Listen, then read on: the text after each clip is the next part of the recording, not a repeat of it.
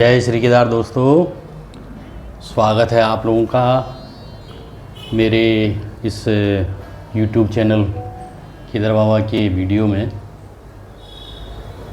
आज एक नए टॉपिक को, नए विषय को लेकर के आया हूँ, क्योंकि अपनी जो भारतीय संस्कृति है उसी को जो है आगे बढ़ाने की कोशिश करता हूँ और आशा करता हूँ कि मेरे द्वारा दिए गए इस ज्ञान और इस नॉलेज से यदि अगर किसी को फ़ायदा होता है और किसी को हमारे भारतीय संस्कृति को समझने में किसी का भला होता है तो मेरे लिए ये सबसे बड़ा पुण्य प्रसाद है। तो मित्रों, आज जो है मैं आप लोगों को कल मैंने आपको ये बताया था कि यज्ञोपवीत या जनेऊ का कैसे कैसे क्या महत्व है और क्यों पहना जाता है। इसी प्रकार से आज मैं आपको रुद्राक्ष और जप माला आप ये कहें या जो भी मालाएं आप धारण करते हैं, चाहे वो रुद्राक्ष की माला हो या फिर तुलसी की माला हो, तो नॉर्मली जैसे जो अपना हिंदू धर्म में संप्रदाय हैं, मत हैं, मानने वाले हैं, भगवान को मानने वाले हैं, तो उनकी जो पूजा पद्धति है और उनके जो वो हैं वो उसमें भी थोड़ा सा फ़र्क है। बाकी सब कुछ, सबका एक ही ध्येय है, सबका एक ही उद्देश्य है, भगवत प्राप्ति। तो जो मत हैं उसमें एक शैव मत हैं जो शिव को मानने वाले होते हैं, एक वैष्णव मत वाले होते हैं जो विष्णु भगवान की आराधना करते हैं, और एक तीसरे होते हैं जिसको जो है शक्ति वाले होते हैं, जो शक्ति से मतलब माता रानी के जो भक्त होते हैं वो होते हैं। लेकिन सभी जो है माला का जाप जरूर करते हैं। तो माला के जाप में मैं आज आपको सिर्फ, मेरे पास दोनों मालाएं हैं, मैं आपको दिखा देता हूँ। ये दिख रही होंगी, ये तुलसी माला है और ये रुद्राक्ष की माला है। तो मैं आज आपको इसी रुद्राक्ष की माला के बारे में ही ज़्यादा बताऊं तो बढ़िया रहेगा, क्योंकि नहीं तो वीडियो बड़ी हो जाएगी। तो एक ही माला पे ज़्यादा फोकस रहेगा तो शायद समझने में आसानी होगी। तो ये जो रुद्राक्ष की माला है, इसके बारे में पहले तो मैं आपकी इसकी जो इसका कैसे इसकी उत्पत्ति हुई और क्यों ये इतनी पूजनीय और क्यों इतनी जो है शुद्ध और पवित्र मानी जाती है। तो एक्चुअल में ये रुद्राक्ष की जो माला है, ये कहते हैं कि भगवान शंकर जब अपनी समाधि में लीन थे और संसार की भलाई की कामना में अपने तल्लीन थे, साधना रस थे, तो उन्होंने अपने जब उन्होंने अपनी साधना से जब वो उठे तो उनकी आँख से जो है आंसू गिरे, आंसू की दो बूंद गिरे। इस रुद्राक्ष का मतलब ये होता है, रुद्र मतलब भोलेनाथ और अक्ष का मतलब होता है आँख के आंसू। तो उनकी आँख से जो है दो बूंद जो है अपनी जो है ये आँख से आंसू गिरे भगवान भोलेनाथ के, भगवान शंकर के। और पृथ्वी में जिस जगह पे वो पड़े हैं, वो आंसू गिरे उनके, तो वहाँ पे ये रुद्राक्ष का पेड़ उत्पन्न हो गया। तो ये मोस्टली ये जो है अपने नॉर्थ इंडिया में ही ज़्यादा पाया जाता है, अपने जैसे हरिद्वार, उत्तराखंड में, नेपाल में, बिहार में, आसाम में भी कुछ क्षेत्रों में ये पाया जाता है। इसके अलावा इंडोनेशिया में भी पाया जाता है। लेकिन जो सबसे शुद्ध और सबसे पवित्र और जिसको बोलते हैं पावरफुल और जो बहुत एनर्जेटिक होता है, वो नेपाल का माना जाता है। तो ये जो रुद्राक्ष है ये अलग अलग प्रकार का होता है। अलग अलग प्रकार से मतलब होता है इसकी जो पहचान है वो इस पे जो धारियाँ होती हैं इनसे होता है। जैसे इस पे आपको मैं दिखा देता हूँ, इसमें ये धारी दिख रही होंगी आपको, ये उभार टाइप की धारियाँ हैं। तो आप इसको अगर ऐसे करके काउंट करेंगे तो ये जैसे ये 5 मुखी है, 5 मुख हैं इसके, मतलब 5 धारियाँ, 5 उभार हैं इसमें। तो इसी तरह से ये 1 मुखी से लेके 24 मुखी तक भी होते हैं। जो 21 मुखी से 22 मुखी, 23 मुखी, 24 मुखी जो होते हैं वो बहुत दुर्लभ होते हैं। इसके अलावा जो एक मुखी रुद्राक्ष भी होता है तो ये तो 5 मुखी रुद्राक्ष है। जो एक मुखी रुद्राक्ष भी होता है वो भी बहुत दुर्लभ होता है और वो साक्षात शिव स्वरूप माना जाता है एक मुखी रुद्राक्ष। तो कहने का मतलब यह है, मैं इसके बारे में थोड़ा सा बताने की कोशिश कर रहा हूँ और क्यों इसको धारण करना चाहिए। तो ये जो रुद्राक्ष है, ये मैंने बताया कि एक मुखी से 21 मुखी तक के होते हैं। तो जो एक मुखी रुद्राक्ष होता है वो सबसे दुर्लभ होता है माना जाता है। तो ये एक प्रकार से जो भी उसको धारण करता है उसमें एक नेतृत्व प्रदान करने की क्षमता आती है और वो उसमें बहुत बड़ा अपना आत्मविश्वास होता है और वो जो है मोक्ष प्रदान करने वाला आपको जो है शिवलोक में जाने के लिए कहा जाता है कि जिसके पास भी एक मुखी रुद्राक्ष का वो होता है तो वो जो है शिवलोक को प्राप्त होता है। इसी तरह से इसमें 2 मुखी रुद्राक्ष भी होते हैं। मैं आपको एक साइड में भी आपको जो है इसके छोटे छोटे वो लगा दूंगा तो आप समझ जाना। जो 2 मुखी रुद्राक्ष होता है उसको अर्धनारीश्वर बोलते हैं। जिस परिवार में, जिस घर में जैसे आपस में परेशानी है, दिक्कत है, तो पारिवारिक दंपति के जो भी कला है, ग्रह दोष जो होते हैं, उसका निवारण के लिए 2 मुखी रुद्राक्ष का, इसमें जैसे 5 मुख है तो उसमें सिर्फ 2 ही मुख होते हैं।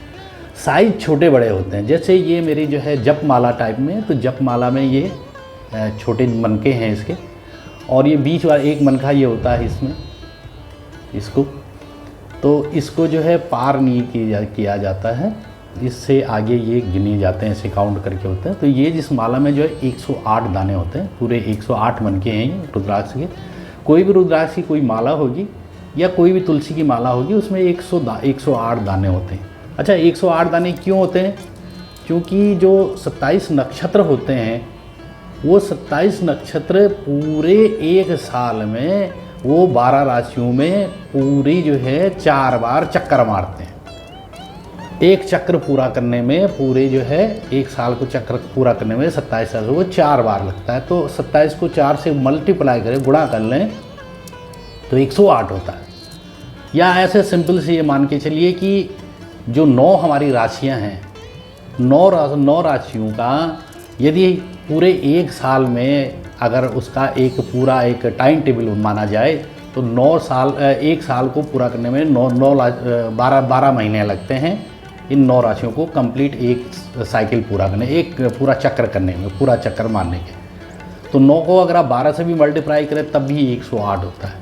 इसलिए ये मन के जो है पूरे एक साल का, मतलब पूरे जीवन का, एक साल का या पूरे जीवन चरित्र का निर्माण का एक पूरा द्योतक होता है जो 108, इसलिए यह सबसे पवित्र और शुद्ध माना जाता है। ये सब कुछ हमारे वैदिक शास्त्र में बिल्कुल इसका प्रमाण है। ऐसा किसी भी धर्मशास्त्र में या कहीं भी आपको इसका बारे में विस्तार से कहीं कुछ नहीं मिलेगा। चीज़ जो बताना चाह रहा था ज्ञान की बातों में कि ये जो मैंने कहा कि किस किस को कौन से जो है थोड़ा समय इसमें तो 108 दानों का ये तो माला हो गई।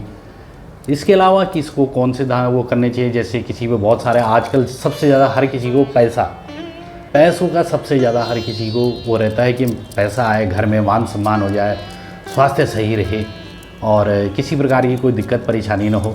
तो उसके लिए कौन सा रुद्राक्ष धारण करना चाहिए? तो उसके लिए जिसको परेशानी है, धन से परेशानी है, उसको 7 मुखी रुद्राक्ष पहनना चाहिए। ये जो है जैसे 5 मुखी है उसी तरह से उसको 7 मुखी रुद्राक्ष धारण करना चाहिए। माफ़ी चाहता हूँ, बीच में थोड़ा डिस्टर्बेंस हो गया था इसलिए बता नहीं पा रहा था सारी बातें। तो मैंने कहा इसमें जैसे 1 मुखी रुद्राक्ष है वो साक्षात शिव स्वरूप होता है। इसी तरह से 2 मुखी जो रुद्राक्ष है वो दाम्पत्य जीवन के लिए होता है, परिवार के लिए होता है, उसको अर्धनारीश्वर बोलते हैं। इसी तरह से 3 मुखी रुद्राक्ष होता है वो अग्निदेव का द्योतक होता है और अग्नि के समान ही आपके ज्ञान और साधना का और मानसिक जो तनाव है उसको कम करने के लिए होता है। इसी तरह से 4 मुखी रुद्राक्ष होता है जो ब्रह्मा जी को समर्पित होता है कि ब्रह्मा जी के 4 मुँह है। इसी तरह से पंचमुखी जो रुद्राक्ष है ये विद्या के लिए सबसे उपयुक्त मानी जाती है। इसी तरह से 6 मुखी रुद्राक्ष होता है, 7 मुखी रुद्राक्ष। जो 7 मुखी रुद्राक्ष होता है वो लक्ष्मी के लिए हो जाता है। और जिस किसी पे जैसे शनि की जैसे 7.5 चल रही है, शनि दोष जिसको चल रहा है, उसको जो है 7 मुखी रुद्राक्ष धारण करना चाहिए। साथ ये रुद्राक्ष की जो माला है, या तो इसको ऐसे गले में अपना पहनिएगा, या इसमें इसका छोटा भी स्वरूप होता है, इसमें आप 11 उसका या 21 मनकों का जो है आप ब्रेसलेट भी बना सकते हैं। और जब कभी भी इस माला को जपना है तो ये बीच का एक दिख रहा होगा, एक मनका, ये इसको सुमेरु बोलते हैं। सुमेरु से इसको पार नहीं किया जाता है। इसको जैसे एक तरफ से अगर आप जब वो करते हैं और उसके बाद जो है आप जब इस माला पूरी जब वो हो जाती है, यहाँ से इस तरह से आप इसको जप करके यहाँ तक इसको पार नहीं करना होता है, फिर यहाँ से फिर वापस अब उल्टा आना होता है। ये इसका जो है जपने का एक तरीका है। और जब कभी भी जपें तो ये भोलेनाथ जी के लिए होता है, तो ओम नमः शिवाय के जाप से आप इसको जप सकते हैं। दूसरी बात, इसका धारण कैसे करें। तो धारण करने से पहले क्या है, जब कभी भी आप ये माला लेते हैं, कहीं से भी लेते हैं, मैं कोई स्पेशल किसी जगह का नाम नहीं लूँगा, ये ज़्यादा करके जितनी भी धार्मिक जो दुकानें होती हैं उनमें मिल जाता है, बहुत आसानी से मिल जाता है। तो सबसे पहले इसको पंचामृत से इसको जो है स्नान करा के शुद्ध साफ करके, उसके बाद इस पर जो है धूप और दीप जला करके फिर भोलेनाथ के सामने इसको रख करके प्रार्थना करके इसको धारण करने के लिए फिर इसका जो है जाप करना शुरू करिएगा। सबसे पहले हाथ जोड़ के ही जाप करें, भोलेनाथ का नाम लेकर के ओम नमः शिवाय, ओम नमः शिवाय। अगर किसी को भोलेनाथ जी कोई श्लोक नहीं आता या कोई उनकी जो है और कोई भी प्रार्थनाएं नहीं आती, सबसे बढ़िया है ओम नमः शिवाय, ओम नमः शिवाय का जाप करके और ये फिर ये माला जो है आप धारण करिएगा। तो ये सबसे आसान तरीका है, बहुत एकदम सिंपल टाइप का तरीका है। तो इसमें जो सबसे प्रमुख जो माना जाता है, सबसे इन रुद्राक्ष के में वो एक मुखी रुद्राक्ष सबसे विशुद्ध माना जाता है, सबसे पवित्र माना जाता है। प्रत्येक जो है रुद्राक्ष की अपनी विशेषता होती है, विशेषता के आधार पे कह रहा हूँ मैं, विशेषताएं अलग अलग हैं, तो उसके आधार पे मैं आपको ये चीज़ें बता रहा हूँ। इसके अलावा इसमें कुछ और भी है, जैसे 21 मुखी रुद्राक्ष या 22 मुखी रुद्राक्ष या 23 मुखी रुद्राक्ष या 24 मुखी रुद्राक्ष। तो ये सारी जो रुद्राक्ष हैं ये थोड़ा सा दुर्लभ होते हैं, जल्दी से मिलते नहीं हैं। इसलिए कभी मार्केट में अगर आप जाएंगे तो ये बड़े कॉस्टली भी होते हैं, इनको ख़रीदने में बहुत सावधानी होनी चाहिए। और विशेष करके अगर यदि इसमें 2 प्रकार का रुद्राक्ष होता है, एक इंडोनेशियन जो जावा सुमात्रा एक द्वीप है उधर ये होते हैं इंडोनेशिया में, तो वहाँ होते हैं। और एक जो है जो नेपाल वाला जो रुद्राक्ष होता है थोड़ा बड़ा होता है, साइज में बड़ा होता है, थोड़ा उसका गेरुआ रंग होता है। और जो इंडोनेशियन वाला होता है उसका जो साइज होता है वो ज़रा छोटा होता है और थोड़ा लाइट कलर में होता है। तो इसलिए जो नेपाल वाला जो रुद्राक्ष है ये ज़्यादा पवित्र और ज़्यादा शक्तिशाली माना जाता है। तो ये रुद्राक्ष के बारे में आप लोगों को एक छोटी सी मैं जानकारी देना चाह रहा था। मैंने कहा आज के ज्ञान में है, जो अपने सनातन धर्म से संबंधित जो ज्ञान का भंडार है उसमें जो है एक छोटी सी माला के बारे में भी ज़रूर बताना चाहिए। तो ये मैं आपके सामने आज मैं ये रुद्राक्ष के बारे में आपको बता रहा हूँ। इसके अलावा एक चीज़ और देखा होगा, जब कभी भी आप टीका लगाते हैं, भगवान को टीका लगाते हैं, टीका से मतलब चंदन हो गया, चाहे रौली हो गया मतलब कुमकुम हो गया, तो भगवान की जो भी फोटोएं हैं सबको जो है इस तर्जनी से नहीं बल्कि इसको जो है अनामिका से या इस वाली से, जो ये फिंगर वाली जो रिंग फिंगर है, इससे टीका लगाया जाता है।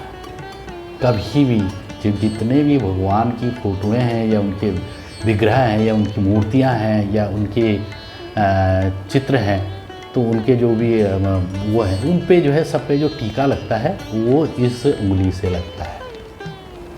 ठीक है।